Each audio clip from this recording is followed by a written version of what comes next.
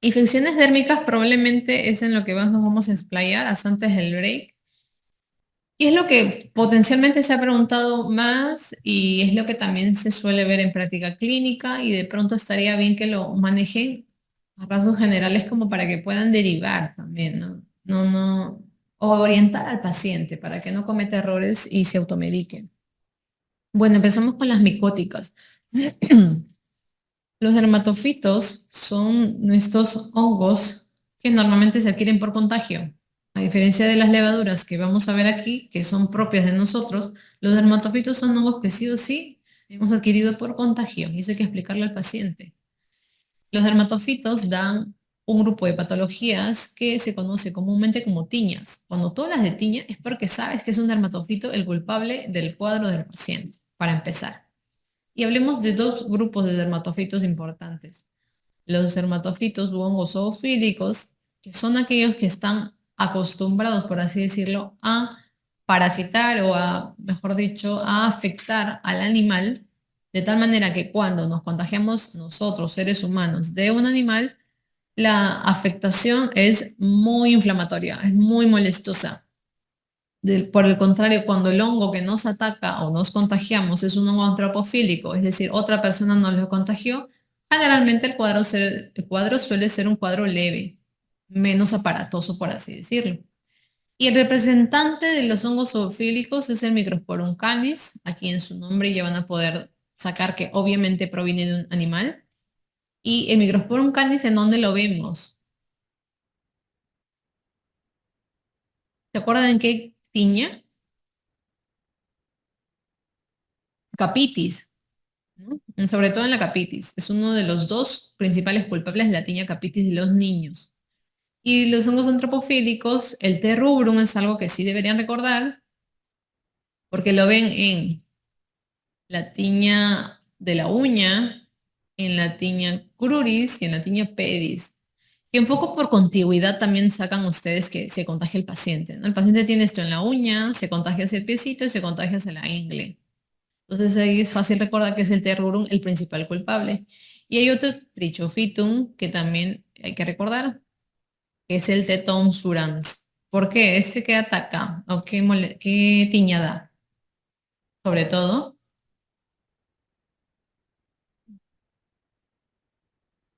la capitis, TC.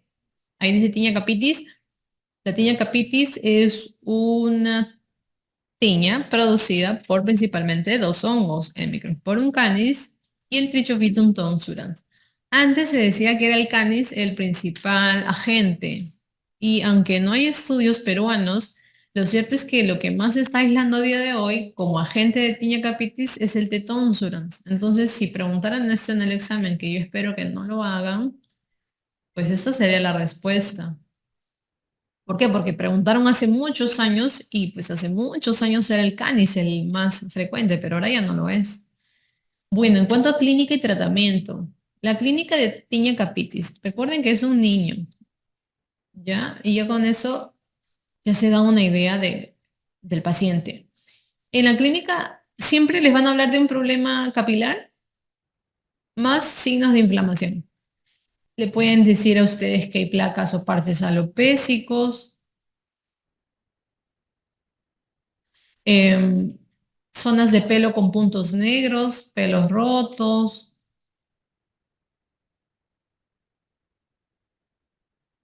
Los puntos negros son pelos rotos pero al ras, o sea, al mismo nivel del cuero cabelludo. Más o menos les van a hablar de esto, ¿no? Hay una pérdida de pelo, ya, pero hay algo más aparte de esa pérdida de pelo. Esta pérdida de pelo tiene signos de inflamación. Pueden presentar pústulas, pus, escamas, eritema.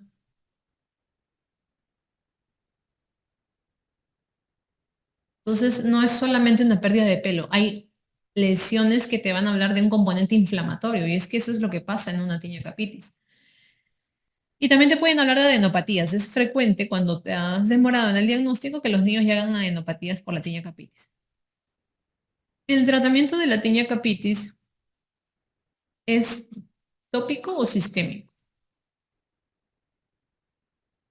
¿Alguien recuerda? sistémico, ¿no? Porque el hongo está no solo en el tallo del pelo, está en la raíz del folículo piloso. Y para llegar ahí no hay crema ni champú que te trate. Entonces, nada de poner clotrimazol en crema, champú para intentar tratar al paciente. No, no van a lograr nada. Entonces, el tratamiento es sistémico. Aun cuando es un niño, el tratamiento es sistémico. Y el mejor tratamiento sigue siendo la terminafina, que es lo más fácil de disponer aquí. También si hubiera, que escasea, por eso no lo menciono, pero la gliciofulvina es otro medicamento que va muy bien. El itraconazol, sí también, pero el fluconazol no. Así que quédense con la idea de que la terbinafina y la gliciofulvina son los mejores tratamientos a día de hoy. Puedes utilizar champú, sí, pero no para el tratamiento, sino para complementar y que el paciente no, o sea, con las esporas que están en su cuero cabelludo no sigan contagiando el resto del cuero cabelludo. Entonces el champú de ketoconazol al 2% es un complemento, no es el tratamiento principal. Puedes usar corticoides orales, sí. ¿Por qué? Porque a veces están tan inflamados estos niños que hay que desinflamar para así evitar el riesgo de pérdida permanente del cabello. Porque acuérdate que este es un cuadro en el cual el cabello se recupera, pero si te demoras, sí se puede hacer una pérdida permanente o una alopecia definitiva. Bueno, las tiñas corpóreas, solamente recordar que hay lo que llamamos lesiones circinadas, que son lesiones cuyo borde es más activo que el centro, y esto se corresponde con la manera en la que el hongo crece en el agar. Cuando crece, crece así de manera centrífuga. Entonces las lesiones que presentan los pacientes con tiña corpórea son así, circinadas. El borde es más activo, ¿ya? Y desde ahí se tiene que tomar la muestra. La tiña cruris es también, digamos, unas lesiones circinadas, pero que van a estar ubicadas en las ingles o en región interglútea. A eso también se le llama tiña cruris.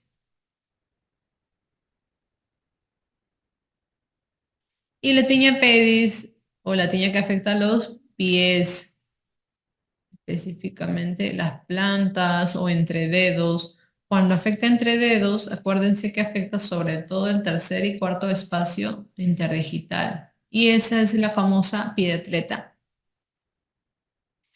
Tiñonguel, en un ratito vamos a hablar. Pasemos a levaduras. Recuerden que las levaduras son hongos que están con nosotros.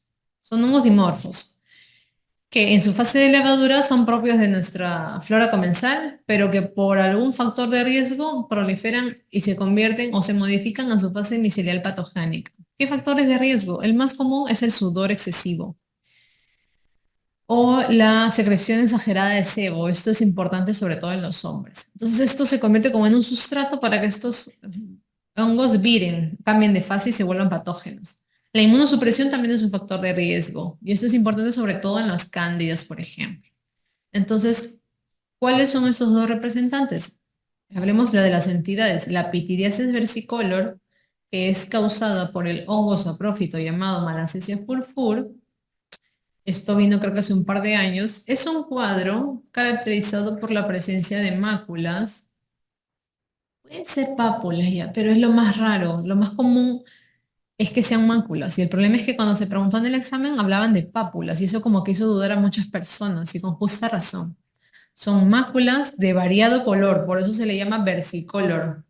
De variado color quiere decir que pueden ser hipocrómicas, pueden ser asalmonadas, pueden ser marronáceas. Y tienen la característica, además, estas máculas que tienen una descamación muy fina, muy finita. A esta descamación fina se le llama descamación pityriaciforme.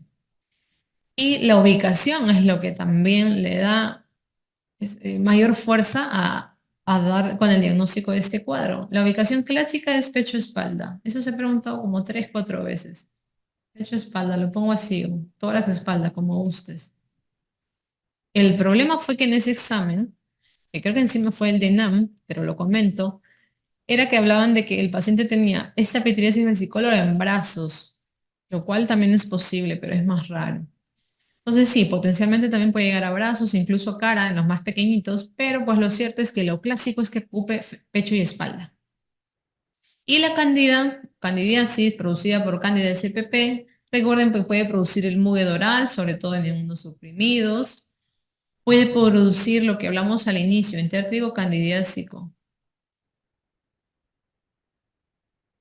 El entértrigo candidiásico obviamente ataca pliegues. Los más comunes son los inframamarios o aquel debajo del rollito. Personas obesas, personas gorditas, debajo del rollito, como hay tanto calor, tanta humedad, ahí le dan, digamos, el sustrato para que prolifere el hongo.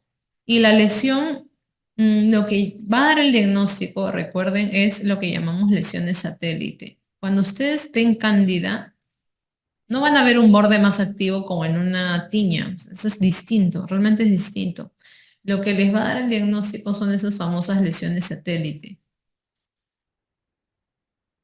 que, digamos, tiene una lesión central al paciente, no me voy a ocupar tanto de esa lesión central que está ahí en el mismo pliegue, pero el paciente tiene a distancia, por así decirlo, como islas de afectación, y a eso se le llama lesiones satélite, y eso es lo que es la clave para diagnosticar que el paciente está presentando una candidiasis en la forma de enterigo candidiásico. Bueno, tanto los dermatofitos como las levaduras del tipo cándida pueden producir onicomicosis.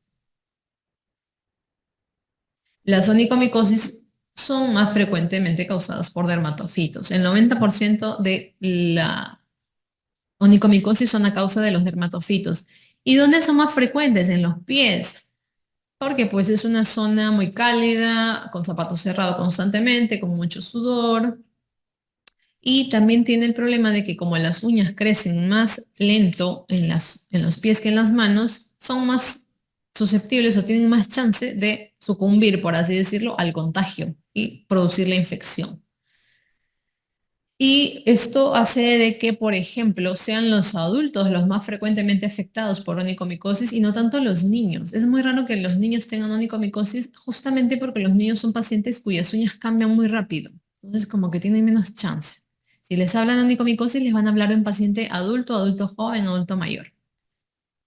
La clínica. En la clínica van a darles muchas características a líneas generales. Lo menciono, aunque en la siguiente diapositiva también lo repasamos. Les pueden hablar, no les dicen directamente los términos, ¿ya? Pero yo les explico qué significan. Leuconiquia. Leuconiquia es la uña blanquecina, que seguro que alguna vez hemos visto. También les pueden hablar de la uña que está un poco amarilla, la uña que está distrófica. Distrófica es que está deforme, ¿ya? Pero vamos a hablar en el término adecuado. Les pueden hablar de que hay una hiperkeratosis subunguial, es decir, un engrosamiento debajo de la uña. Y así, por dar unos ejemplos de qué cosas les pueden dar de características a ustedes. Pero ya si quieren más detalle, recuerden la localización. Cuando el culpable es un dermatofito, la localización es o bien lateral o bien distal, sobre todo. Pero cuando el culpable es cándida, la ubicación suele ser proximal y además hay un compromiso del pliegue, o sea, de la piel, no solo de la uña, sino de la piel alrededor de esa uña, la piel peringueal se le dice. El diagnóstico de una onicomicosis, además de la clínica, es, por supuesto, hacer el raspado, el KOH más cultivo. Yo sí lo considero una obligación para identificar al germen. Y algo que también no se nos debe pasar es medir TGO, TGP. Recuerden que estos medicamentos potencialmente son hepatotóxicos, pero por seguridad dosamos transas. El tratamiento es tópico o sistémico. Sistémico, porque el hongo está en la uña y bien metido en la uña. Entonces, pensemos que una crema pues no va a penetrar una estructura tan gruesa como la uña. Entonces, el tratamiento es sí o sí sistémico. Y el otro que tiene tratamiento sistémico es la tiña capitis. El resto de tiñas, el tratamiento puede ser tópico tranquilamente. ¿Y cuál es el tratamiento preferido aquí? Cuando es dermatofito, el agente aislado, la terbinafina. pero cuando es dermatofito. Pero cuando aíslas cándida, lo mejor es el itraconazol. Hay algunos colegas que por practicidad no hacen el KOH más cultivo y simplemente empiezan tratamiento a ciegas, por así decirlo. Cuando tú no tienes, no quieres esperar, no puedes esperar, qué sé yo, no dispones del examen, el tratamiento que vas a elegir es el itraconazol. ¿Por qué? Porque el itraconazol, además de cubrir cándida, cubre dermatofitos. No así la terbinafina. La terbinafina no cubre levadura, solo cubre dermatofitos. Y el tratamiento va de 3 a 4 meses si es pie y de 2 o 3 meses si es manos. No, fluconazol no funciona. Infecciones por parásitos. Sí funciona, pero no funciona tan bien. Pero no lo considero una alternativa. De hecho, en las guías no lo comentan. Pero aquí es el que lamentablemente tenemos, ¿no? En los hospitales. Infecciones por parásitos, esto se ha preguntado una y otra vez. Y ya en esta sí, pues, espero que no la fallemos, pero que realmente está como para ubicarse bien en qué cuadro están tratándose de ubicarnos en el examen.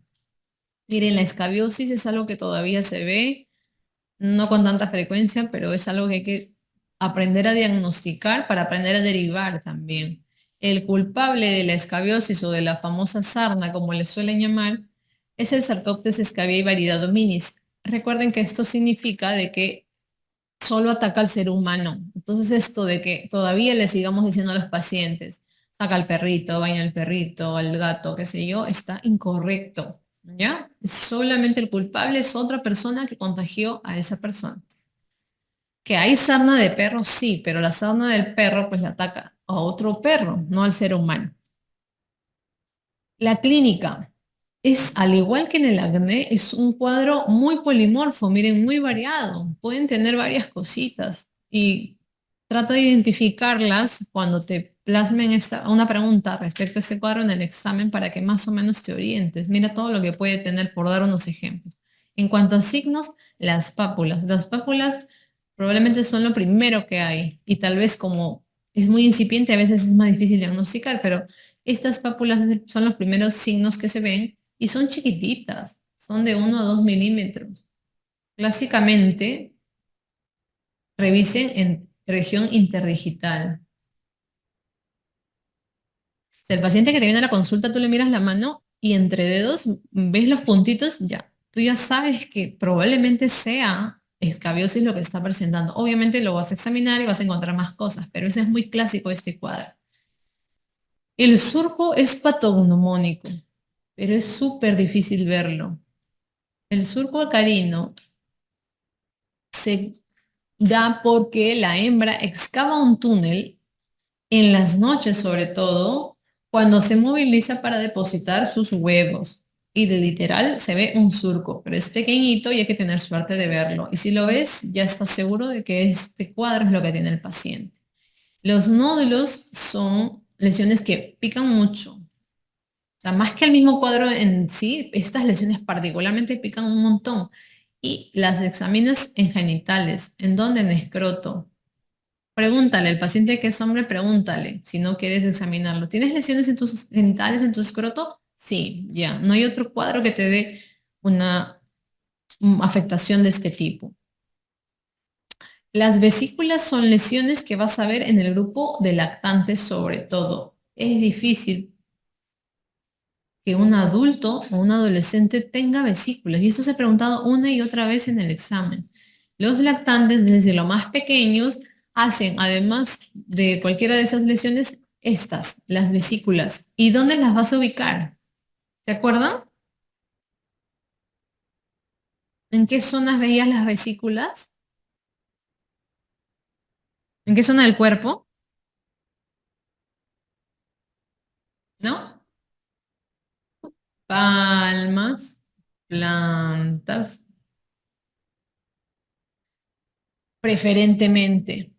Entonces eso una y otra vez ha venido, no se olviden. Vesículas son sobre todo de los más pequeñitos y cuando se ubican las vas a ver en las palmas y en las plantas. Y eso para que no te confundas con otros cuadros como la varicela, que ya lo vamos a repasar, pero la varicela es casi imposible para efectos prácticos del examen que te toque palmas y plantas, ¿ya? Y es que se confunden. Incluso pediatras a veces, ya, o sea, ya especialistas se confunden. Y es lógico, porque en ambos cuadros estás viendo vesículas, pero traten de ver ubicaciones, ¿no? Entonces, vesículas, palmas y plantas, escabiosis. No, varicela no. Ahora de repente, aunque no lo vamos a ver hoy, me dicen ustedes, no, pero puede ser enfermedad de mano, pie, boca. Por ahí no sé si alguien se recuerda. Vimos mano, pie, boca, vesículas en manos, pies. Ya, pero el mano, pie, boca tiene fiebre. ¿La escabiosis tiene fiebre? No, ¿verdad? No tiene fiebre. Es lo primero que hay que descartar. O sea, no es un cuadro que curse con fiebre como el mano, pie, boca o como la varicela. Entonces ahí, por ejemplo, para que ya vayan diferenciando si es uno o es otro cuadro. ¿Qué otros signos pueden ver? Pueden ver el paciente con escabiosis te viene con escoriaciones porque se ha rascado, te viene con costras, por dar unos ejemplos. Pero las principales lesiones elementales son las que ya comenté. Los síntomas, clásicamente el prurito. Y es aquí donde se confunden con varicela. ¿La varicela pica o no pica? ¿No se acuerdan cuando han tenido varicela? Todos hemos tenido varicela, antes no nos vacunaban, ¿no? Pica, pues, ¿no? Pica mucho. Y es ahí como les digo que se confunde y los van a querer hacer confundir con varicela, se los juro. Pero a ver, esta picazón tiene características. Bueno, primero que la picazón se produce por el detritus que deja el parásito, ¿no? Solo por dar un detalle, detritus, ya. Pero esta picazón es a predominio nocturno, no es exclusivamente nocturno, es a predominio. No, no, no vayan a pensar que porque, le picó de día, ya no es escabiosis. No, no, no. Es a predominio nocturno. Porque ya les dije que la hembra se moviliza en la noche caprichosamente a poner sus huevos. Y es algo que también es muy importante, familiar. Tú pregúntale al paciente que tiene este cuadro y va a haber alguien en su casa que ya está con lo mismo. Entonces, esto, tienen que acordarse de todo, tienen que hacer unidad clínica, te va a dar a ti el diagnóstico de escabiosis. Y es probable que te pregunten no solo el diagnóstico, te pregunten el tratamiento. Así que si diagnosticaste mal, tratas mal y respondes mal en el examen. ¿Ya? Hay que tener cuidado en eso. La localización, lo separamos por dos grupos etarios distintos, porque la localización cambia según el grupo etario.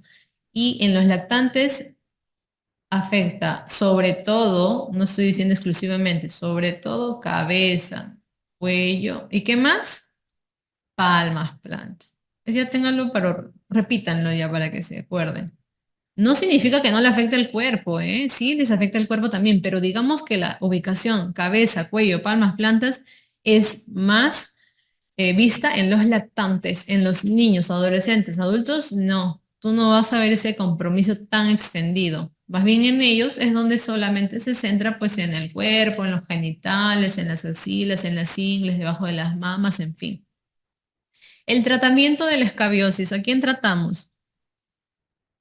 A todos. Eso ya no se nos puede estar pasando. Yo sigo viendo tratamientos de escabiosis buenos, pero mal hechos, en el sentido de que se olvidan a tratar a la familia.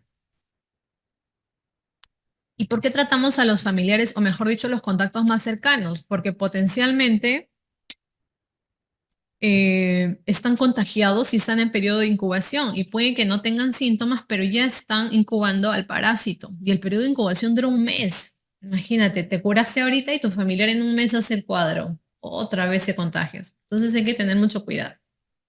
El tratamiento todavía sigue siendo de primera línea, ¿cuál?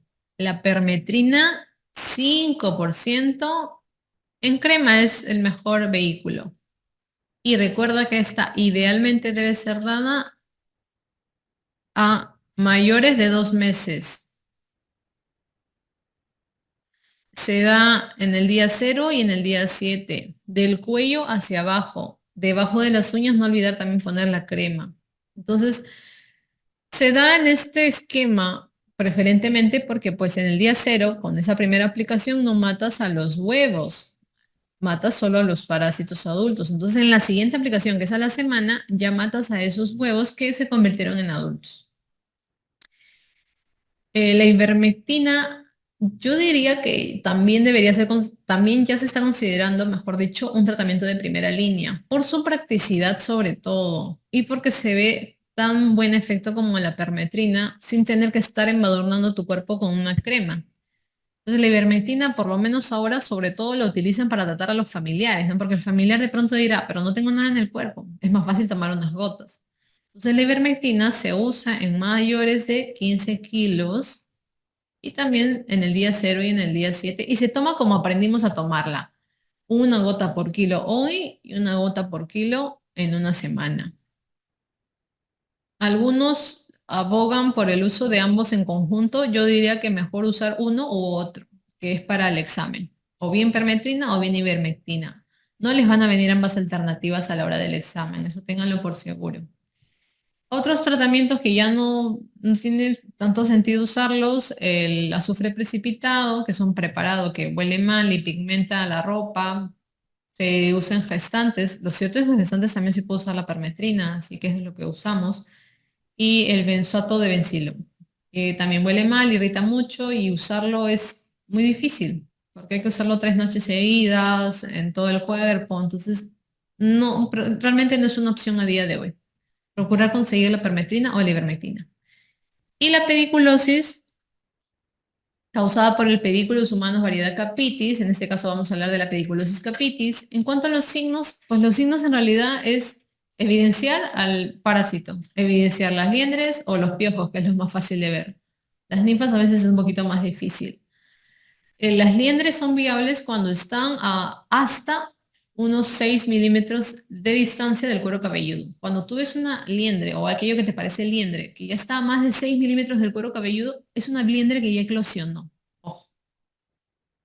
O ya una liendre pasada, ¿no? El paciente probablemente ya su curo, pero la cubierta, por así decirlo, de la liendre todavía está ahí, ¿no? Entonces solo queda eliminarla.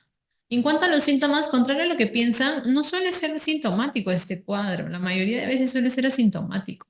Pero cuando es sintomático, lo que causa es prurito.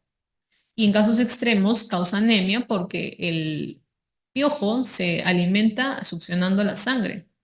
Y también puede cursar con adenopatías. ¿Y con qué te confundirías? Pero igual estaría difícil que te confundas, pero creo que alguna vez vi que intentaron confundirlos.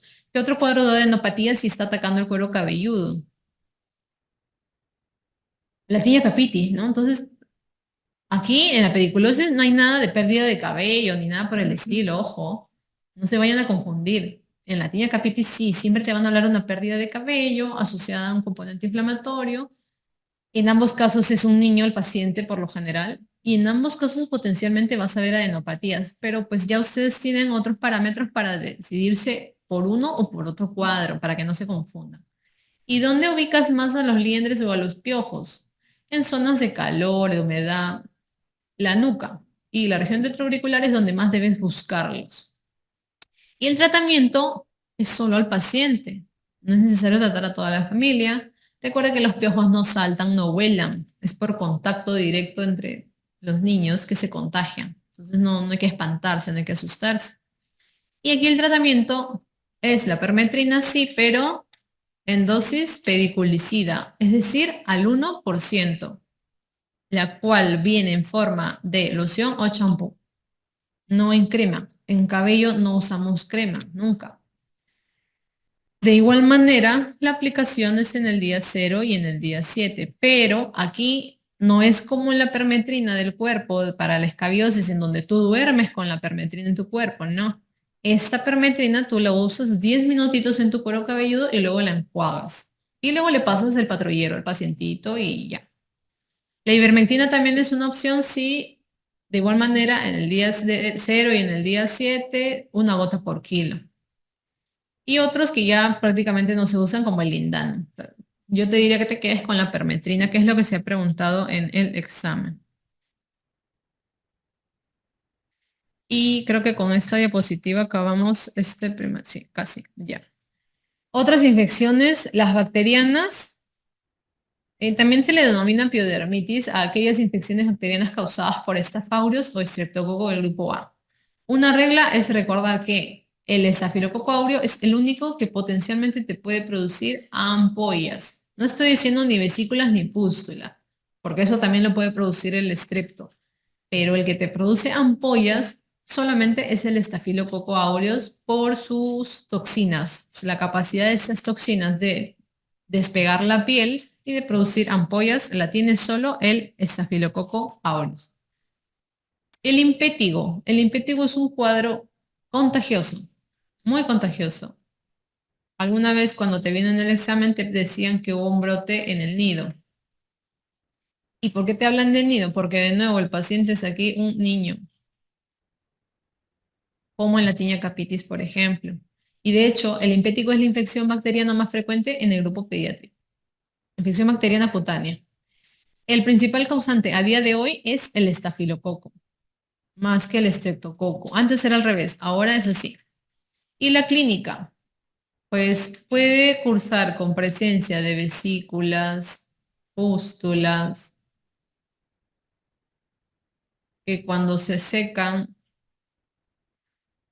tienen ese espectro de costras mielicéricas, que recuerda, mielicéricas viene como de aspecto de miel seca, por eso le llamas mielicéricas, amarillentas. Y esto es en líneas generales lo que ves en el impético, pero además si lo que estás viendo es un impético ampollar, lo que va a predominar es la presencia de ampollas. Y acuérdate que esto es exclusivo del Staph aureus, ¿no? Ahora, ¿dónde se ubican? Ese es otro punto importante para tú dar con el diagnóstico. ¿Dónde están estas lesiones preferentemente? Periorificial.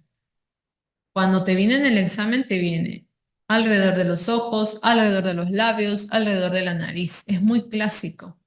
Y el hecho de que además sea un niño, vas a dar con el diagnóstico de este cuadro. Obviamente no te ha venido la palabra mielicéricas, te ha venido la palabra costras amarillas, pero tú tienes que imaginarte que te están tratando de hablar de un impétigo. ¿Con qué se confunden?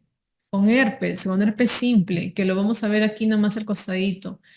Primero que nada, el herpes simple, para efectos prácticos, eh, lo vas a ver en adultos sobre todo, esto de las famosas vesículas agrupadas, que es con lo que te seguro te confundes aquí.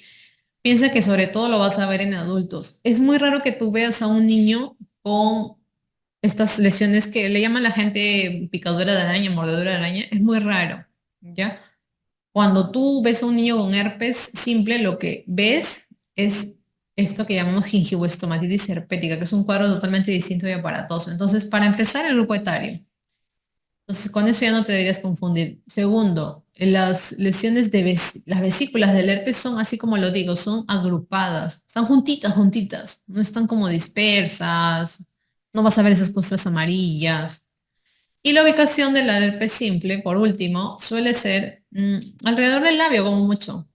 En un lado del labio, o arriba o abajo. Pero no suele ser como que en varias zonas alrededor del labio, alrededor de la nariz, alrededor de la boca. Entonces, eso como para que no se confundan, porque sí que confunde y siempre ponen ambas alternativas cuando preguntan. Entonces, si a ti te están hablando de un niño, casi con seguridad que te están hablando de un impétigo, ¿ya? Para que también ahí tengas algo más de soporte a la hora de marcar.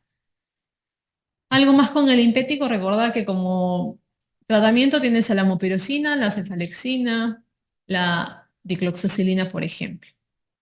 La piel escaldada estafilocócica, por eso se llama así, es solamente causada por el estafilococo aureus y entonces lo que vas a ver son ampollas, ampollas. Pero estas ampollas son ya no dispersas en una sola zona, digámoslo así, sino dispersas en toda la piel del cuerpo. ¿Por qué? Porque lo que ha pasado es que la toxina del estafilococo que te produce esta ampolla ha viajado por vía sanguínea y ya a distancia ha provocado la formación de ampollas, ¿ya? Y eso también es de niños. Generalmente estos niños van bien con el tratamiento, pero sí que se los hospitaliza porque tienen pues un despegamento cutáneo un poco importante. Foliculitis foliculosis también se ha preguntado y recuerda que el agente solo es Staph aureus. Foliculitis es el compromiso del folículo piloso, pero si además tú tienes compromiso de la piel o la dermis alrededor de ese folículo piloso, ya estás hablando de un forúnculo. Entonces, la foliculitis, para empezar, ¿en qué área lo verías? Si estamos hablando de pelo, obviamente vas a ver áreas pilosas. O sea, te van a hablar de la barba, por ejemplo, ¿no? Que así ha venido en el examen. Paciente hombre, básicamente es un hombre, con lesiones pustulares en su barba. Piensa tú en foliculitis.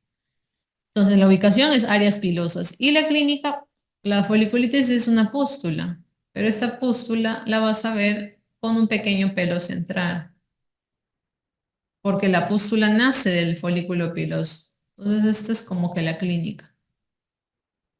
Ya en la forunculosis es algo más grande, más doloroso, ya lo ves como un nódulo que duele mucho, que hasta que no se drena no para de doler.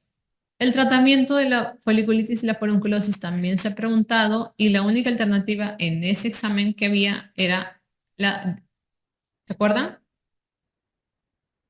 La dicloxacilina. Era la única que potencialmente podría tratar al estafilococo aureus. Por ejemplo, el otro medicamento que se usaría sería la cefalexina. Obviamente no te van a poner los dos juntos, te van a poner o uno u otro. La mupirocina también es una opción, sobre todo cuando son unos cuantos los folículos afectados, pero en ese día, en ese examen obviamente no te lo pusieron. Como les digo, solo le van a poner una alternativa de algún antibiótico que ataque al estafilococo aureus, que en este caso es el único culpable.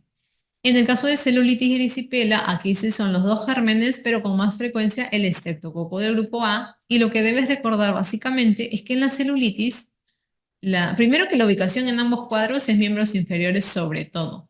Y en la celulitis, la placa que tú vas a ver es una placa mal definida. Tú no puedes saber en qué momento o en dónde está empezando la piel sana y empezando la piel enferma. No lo sabes. Y eso es lo que vas a poder tú diferenciar con la erisipela. En la erisipela sí vas a distinguir muy bien la zona de piel sana y la zona de piel enferma. Por eso es que la placa se dice que es una placa bien definida. Eso es una manera práctica de describirlos. Obviamente la foto siempre te va a ayudar más, pero ya te digo que en el examen no vienen imágenes, entonces tú tienes más o menos que ponerte a pensar sobre qué te están tratando de decir. Y probablemente lo que ha venido única vez de celulitis es los factores de riesgo. Era una paciente diabética, obesa. Son factores de riesgo muy frecuentes en el caso de la celulitis y también de las erisipelas, pero lo que te preguntaron ese día fue celulitis. Y ectima, la última de las bacterianas, pues ectima es sinónimo de úlcera. Es una lesión que empieza superficial, pero no se sabe muy bien qué pasa. La respuesta del paciente está alterada y se profundiza. Y como se profundiza, produce una úlcera que cura con cicatriz. Y el culpable principalmente aquí es el estreptococo más que el estafilococo aureus. Cuando te hablan de clima gangrenoso, recuerda que te hablan de pseudomonas y por lo tanto te hablan de un paciente inmunosuprimido. Y eso solo se ha preguntado una vez. Y virales, recuerda que los virus de los que vamos a hablar son virus dermoneurotropos. Aquí tenemos a los herpes simple y los varicela zoster. Y es que una vez que ingresan a nuestro organismo se quedan con nosotros en fase latente para darnos problemas eventualmente más adelante. Cuando hablamos de herpes simple, sea el uno o el 2, especialmente el uno en este caso, recuerda que la prima infección, que dicho sea de paso, es poco frecuente o es rara verla,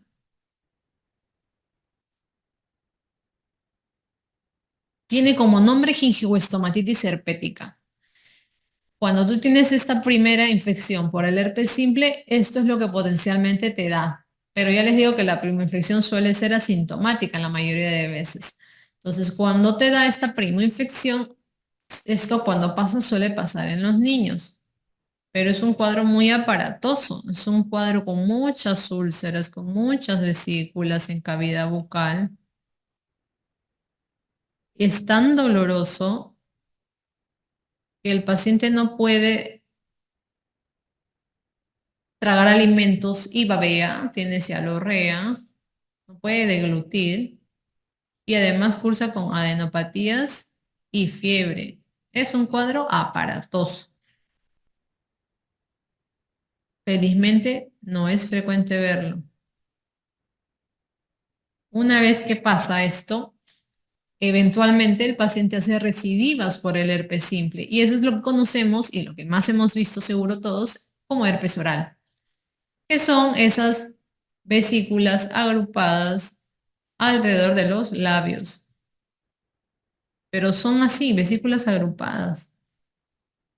Clásicamente el paciente te dice, siento una picazón, siento un ardor y con los días, ¡pum!, salen las vesiculitas agrupadas alrededor de los labios y ese es el famoso herpes oral. Eso lo vemos más ya en adolescentes y adultos sobre todo. En el caso de la varicela zoster, la prima infección es lo que conocemos como varicela. Recuerda que la varicela es una exantemática del grupo de los niños que cursa con prurito. Es la única exantemática que pica, pero es una picazón sin predominio nocturno, ni diurno, ni nada. Y el paciente aquí que presenta fiebre, malestar general, mialgias, y con los días hace el famoso exantema, que es también muy polimórfico. ¿Por qué? Porque también hay muchas lesiones que se pueden apreciar aquí y es aquí en donde se confunden, les decía, con la escabiosis, porque el paciente pues presenta máculas, pápulas, pústulas, pero lo que le da la clave, o lo que a ti te da la clave para el diagnóstico es esto, las vesículas umbilicadas. Es como que tienen un pequeño ombliguito central. Esas vesículas umbilicadas solo la ves acá. También pueden haber costras, cicatrices. Miren todo lo que puedes encontrar en una varicela. Y la ubicación de la varicela es central sobre todo. Cabeza, tronco y tal vez extremidades proximales, pero no distales. La varicela no te va a atacar palmas y plantas. Y acuérdate que el paciente contagia hasta que seca la última costra, ojo. Así que es un cuadro relativamente contagioso y hay que esperar a que el paciente termine su aislamiento. ¿Qué más? En la varicela se trata con sintomáticos, paracetamol, antihistamínicos como mucho, y si hay sobreinfección bacteriana, con antibióticos. Y este virus nos atacó, nos dio varicela y de niños o adolescentes como mucho, y de adultos se reactiva, no siempre en todos los pacientes, pero en los que se reactiva bajo la forma de zóster. Y el herpes zóster ya es un cuadro cuya localización, no olvides, es el dermatoma, una zona con una inervación específica, digamos, es solamente en un lado. No, tú no puedes hablar de dermatomas en toda la circunferencia de tu organismo, no, solamente es en un lado. Entonces el herpes zóster solo va a atacar un lado. Nunca hay herpes zóster que pase en la línea media. Entonces ataca un dermatoma y lo que vas a ver son también esas vesículas, podríamos decirles agrupadas, pero pues agrupadas, pero que están cubriendo todo ese dermatoma. También puedes ver costras, también puedes ver pústulas. Pero lo que debes recordar es que esa afectación de dermatoma es clásica del zóster. El paciente también te puede decir que días antes sentía un dolor un poco molestoso y con los días, pum, hizo este cuadro. El problema de este cuadro es que puede complicarse con una neuralgia posherpética, es decir, que el dolor se haga permanente en el paciente. Sí. La definición de tiña incógnito no la hemos mencionado, pero la pongo aquí para que sepan que existe. ¿Alguien se acuerda? Seguramente que la hemos visto, pero de pronto no sabemos el nombre. La tiña incógnito es una tiña tocada por el uso inadecuado de corticoides, sean estos tópicos con mayor frecuencia o sean estos sistémicos. ¿Qué pasa? Que por intentar tratar aquello que sospechaste era un hongo, le das estos famosos trivalentes, polivalentes, que tienen antihongo, antimicótico y antibacteriano, y lo que hiciste es entorpecer la lesión, porque aparte que la modificas, no la curas. Tú para que cures una tiña, si quieres usar un antimicótico tópico, por lo menos es un mes. pero solo de antimicótico tópico. Imagínate usar esta crema polivalente un mes, le estás dando también un mes de corticoide. Y eso es lo que no va a dejar que jamás cure. Entonces esa modificación, ese entorpecer la lesión por un corticoide, es lo que llamamos tiño incógnito. Y es súper difícil de diagnosticar. Y lo vemos todavía porque todavía existen esos polivalentes en las farmacias. La clínica de la tiña capitis ya les comentaba, niño que tiene un problema en el cuero cabelludo y que además de este problema del cuero cabelludo tiene signos de inflamación. ¿Qué problema del cuero cabelludo? Placas alopécicas, parches alopécicos, pelos rotos, puntos negros, como quieras que te lo describan. Más signos de inflamación. Escamas, pústulas, eritema, o por ahí también te pueden decir adenopatías. Entonces no es solo la pérdida del cabello, es pérdida de cabello y algo más. La prevención de la alopecia postinflamatoria en la tiña capitis, lo comentamos, es con corticoides. ¿Qué cosa? Sistémicos. Para que la pérdida de cabello sea solo temporal y no permanente, por eso es que lo haces. Y la clínica de onicomicosis ya la habíamos visto un poquito, pero aquí le agregamos un par más. La onicólisis no es más que el desprendimiento distal de la uña, es decir, tu uña, acuérdese que tiene una zona proximal y una zona distal, ¿no? La zona distal de la uña se despega, a eso le llamamos onicólisis. Leuconiquia es la uña blanca. La hiperkeratosis subungual es, en pocas palabras, que la uña se engruesa, está gordita. La onicodistrofia es sinónimo de uña deforme y la paroniquia les comentaba que es la inflamación de este pliegue proximal de la piel, que sobre todo lo ves por cuando hay afectación de la uña por cándida. ¿Y qué factores de riesgo hay en onicomicosis? Porque eso sí, también tienes que saberlo ya que viene en el examen. Y eso te da como soporte para que tú pienses que te están hablando de una onicomicosis. El paciente era un paciente atleta. Entonces, de eso se desprende que un factor de riesgo en la onicomicosis suele ser el sudor. El sudor más el contagio son una combinación que te va a dar como resultado la onicomicosis como tal. Entonces, te pueden hablar de un deportista, de alguien que usa zapatillas con frecuencia, en fin. Agente clínica y localización de la pitiriasis versicolor. El agente es el Malassezia purpur, que es un hongo saprófito, acuérdate. Y con la clínica, la localización, pecho-espalda sobre todo, pero ya sabes que puede atacar un poco más allá de eso. Y la clínica, pues son estas máculas, que ya les digo que por poder también pueden ser pápulas, pero sobre todo son máculas de variado color que sobre su superficie tienen unas escamas muy finitas, lo que llamamos signo de la uñada, es decir, tú rascas la lesión y vas a desprender unas escamitas chiquititas, chiquititas. La clínica de localización de la escabiosis, la hemos comentado, es un cuadro muy polimórfico. Entonces tú vas a ver pápulas, puedes ver vesículas, puedes ver el surco, puedes ver nódulos, puedes ver realmente muchas cosas. Pero eso, aunado al hecho de que tiene una ubicación muy caprichosa, por ejemplo, en el caso de los lactantes, les decía cabeza, cuello, palmas, plantas predominantemente, ya te va a dar a ti la pista para saber que te están hablando de este cuadro. Recuerda que el prurito aquí es de predominio nocturno, no exclusivamente nocturno, pero sí de predominio nocturno. Deben saber que este predominio nocturno no es exclusivo de este cuadro, ¿ya? Es lo más frecuente que cuando tú tengas un prurito de predominio nocturno pienses en escabiosis, pero hay otro cuadro que también ocasionalmente puede producir predominio nocturno y de hecho se los comento porque vino en un examen y confundió a mucha gente y es la dermatitis atópica. La dermatitis atópica, cuando repasemos eso, me voy a quedar en predominio, perdón, en prurito, pero sí deben saber que algunas veces también tiene predominio nocturno. Entonces esto es como para que tengan en cuenta y no piensen que este predominio nocturno es exclusivo de la escabiosis. Y es que viene una pregunta, una niña con lesiones cualquiera, ¿ya? Pero tenía un prurito de predominio nocturno y tenía un cuadro que le venía en crisis, o sea, en brotes. O sea, venía una vez, se iba, venía otra vez, se iba. Pero el que menos puso escabiosis.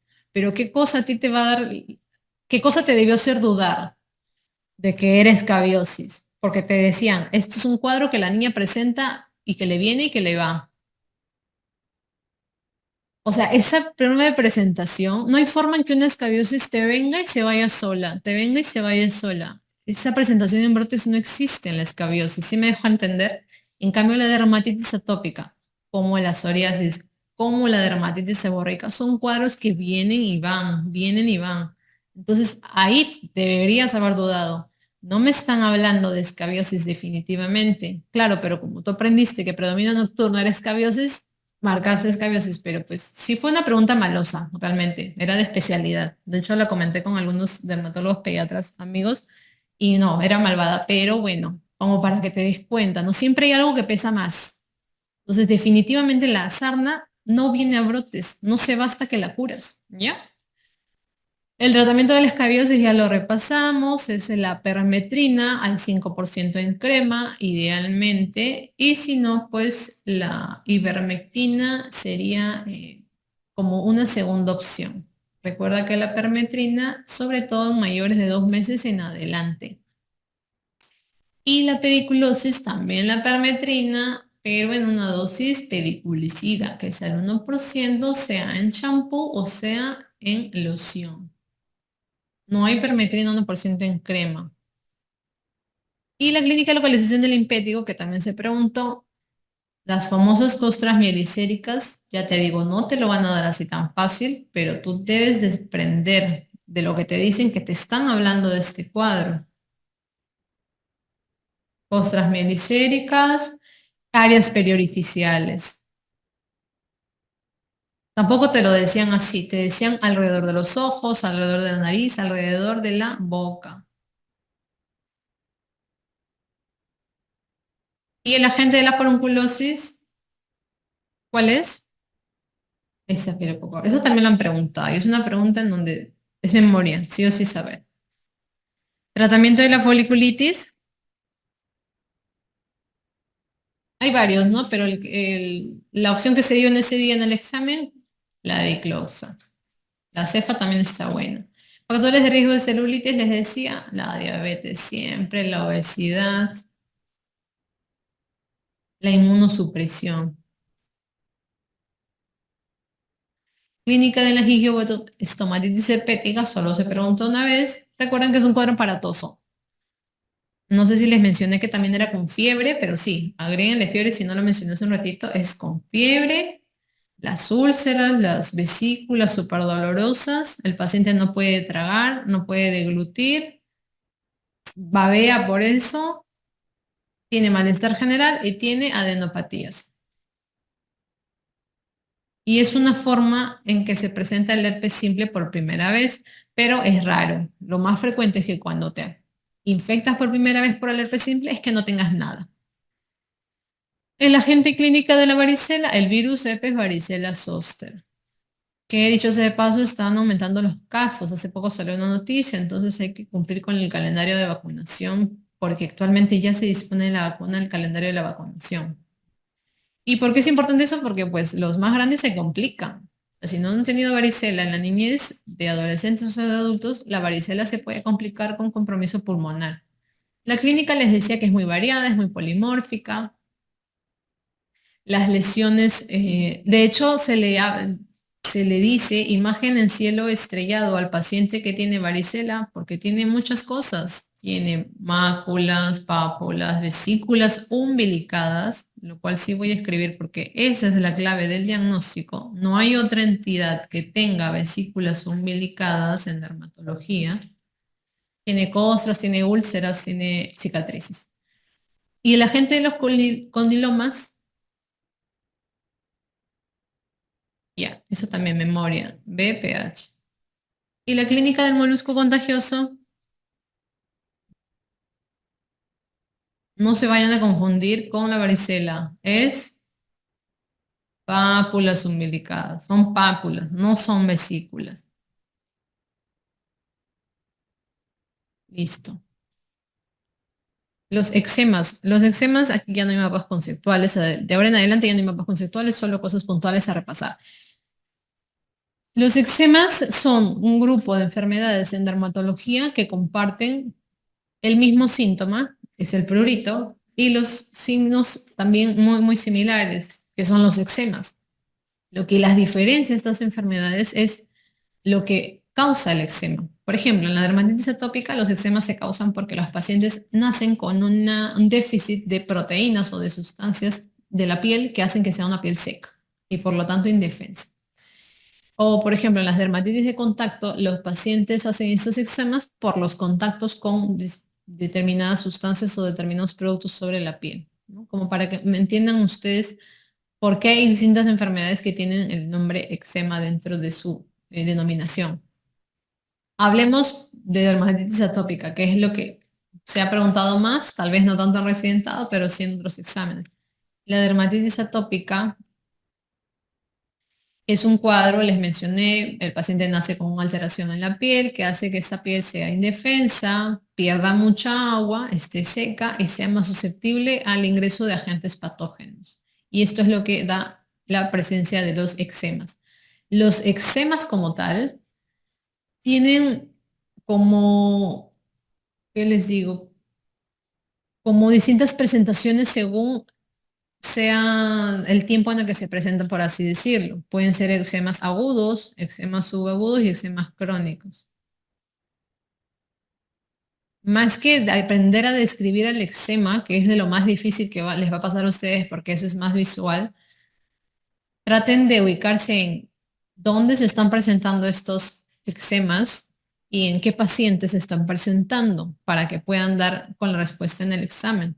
Porque si yo les describo y solamente les describo cómo es un eczema agudo, probablemente van a imaginar algo y no van a saber exactamente qué es, porque le digo, esto es muy visual. Un eczema agudo es una lesión que así la describimos, pero tienen que verla como para poder ubicarse un poquito mejor. Es una lesión que puede presentar pápulas, que puede presentar vesículas, que puede presentar eritema. Justo el hecho de que sea agudo hace que sea así tan molestoso, tan aparatoso, por así decirlo. Eh, exudación, que probablemente sea la clave de un eczema agudo. A eso le llamamos lesiones que lloran, que mojan. Aparte de que pican, ya les dije que los eczemas por definición pican, pero el eczema agudo en sí es así, es más rojo, es más agudo, su nombre lo dice, por eso tiene tanto eso de exudar. Del eczema subagudo no vamos a hablar. El eczema crónico es como muy diferente, ya es más crónico, entonces ya las lesiones son más antiguas, entonces son lo que llamamos liquenificadas, son lesiones gruesas. Más que rojas o rosadas, son lesiones violáceas. Y más que la piel húmeda, o sea, más que exudar, son lesiones ya bien secas. Tan secas y tan gruesa está la piel que se fisura. Entonces ahí ustedes ven esas palabras y como que se ve un poco suelto, ¿no? Como que usted dice, no entiendo muy bien entonces qué es un eczema agudo y un eczema crónico, porque les digo, el eczema es una lesión muy diversa, ¿ya? Pero básicamente lo que hay que entender bien es dónde se ubican el paciente que está presentando ese tipo de eczema y con eso van a poder dar en el examen. Pero no está de más que se graben estas 4 características que les he dado de cada tipo de eczema, porque por ahí que sí se ha puesto en algún examen. Entonces, cuando hablamos de dermatitis atópica, los eczemas, pero aquí sobre todo del lactante, vamos a hablar en primer lugar antes del escolar. La dermatitis atópica del lactante, los eczemas tienden a ser sobre todo, no exclusivamente, pero sobre todo, tienden a ser eczemas agudos. Así que mojan. Y la localización, sobre todo, es mejillas, respetando la zona perioral, no afecta la zona alrededor de los labios por si acaso. Mejillas y áreas extensoras del cuerpo. Esto sí se ha preguntado. Áreas extensoras son estas, ¿no? Atrás, no acá, atrás. Áreas extensoras de los brazos, áreas extensoras de las piernas. Entonces, el lactante es el niño chiquito. Eso se ha preguntado. La contraparte, la dermatitis atópica del escolar, el niño ya más grande, el niño de 5 años.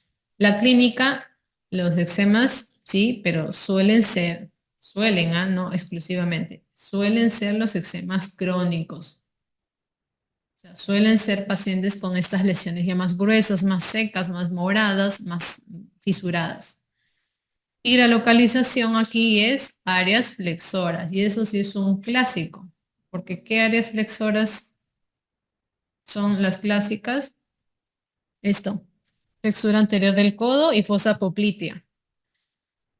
Y lo que se ha preguntado es eso, la localización de estos eczemas. Obviamente no te decían la palabra eczemas. Cuando te vino en algún examen, te hablaban de un niño que tenía lesiones papulovesiculares y eritematosas. Entonces tú te ponías a pensar frente a qué cuadro dermatológico estabas. Pero como te daban la pista de que tenía antecedentes de asma, antecedentes familiares de intolerancia alimentaria, o de rinitis alérgica, ya tú sabes que te están poniendo en este contexto. ¿Por qué? Una dermatitis atópica lleva la palabra atópica porque son pacientitos que tienen esto llamado gen atópico, que son pacientes que tienen, además de este problema cutáneo, intolerancia a algún alimento, asma o rinitis alérgica, ¿no? Entonces tú cuando ya tienes todo en conjunto, ya por fin das con el diagnóstico. Y recuerden bien esto, áreas extensoras es más para el lactante y áreas flexoras es más para el escolar, porque eso sí se preguntó y ahí sí no hay que confundirse.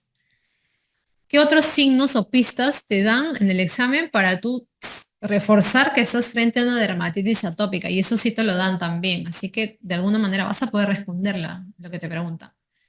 Te van a decir que es un paciente que además tiene piel seca, que tiene doble pliegue infraorbitario, que tiene queilitis. Queilitis es la inflamación del ángulo del labio o del mismo labio como tal,